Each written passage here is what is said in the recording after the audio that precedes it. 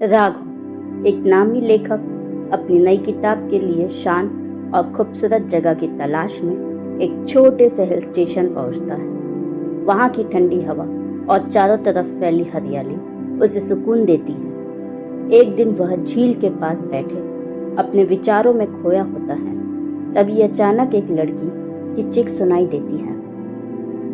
वह जल्दी से आवाज की तरफ भागता है और देखता है कि एक खूबसूरत लड़की, जिसका नाम अवनी होता है, झील में गिरने वाली है। राघव उसे खींचकर बचा लेता है। अवनी डरी हुई होती है, लेकिन राघव की बातों से उसे सुकून मिलता है। अवनी राघव को बताती है कि वह अपने अतीत से भागने की कोशिश कर रही है। उसकी आंखों में छुपा दर्द और उसकी आवाज में थरथराहट राघव को परेशान करती है, लेकिन अवनी अपनी कहानी पूरी तरह से बताने से इनकार कर देती है।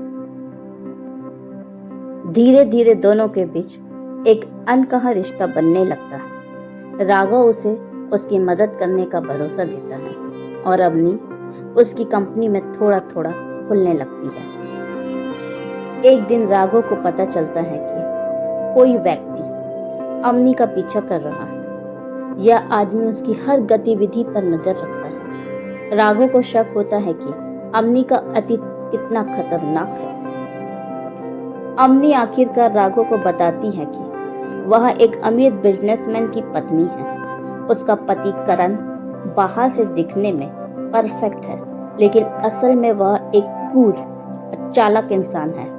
करण को पता चल जाता है कि अवनी के पास उसकी अवैध धंधों के सबूत है। अवनी अपने ही पति से बचने के लिए भाग निकलती है। अवनी और राघव एक दूसरे के करीब आते हैं। राघव को लगता है कि उसने अवनी में अपनी जिंदगी का सच्चा प्यार पा लिया है। अवनी भी राघव पर भरोसा करना शुरू करती है, लेकिन कहानी में एक ट्विस्ट आता है।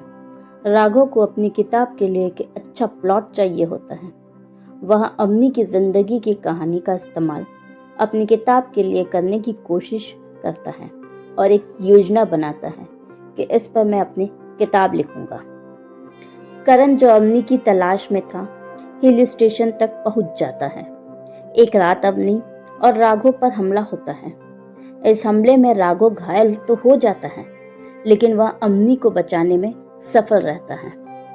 लेकिन जब करण पकड़ा जाता है तो राघव की असलियत सामने आती है। अवनी को पता चलता है कि राघव ने उसकी कहानी का इस्तेमाल अपनी किताब के लिए किया था। वह पूरी तरीके से टूट जाती है।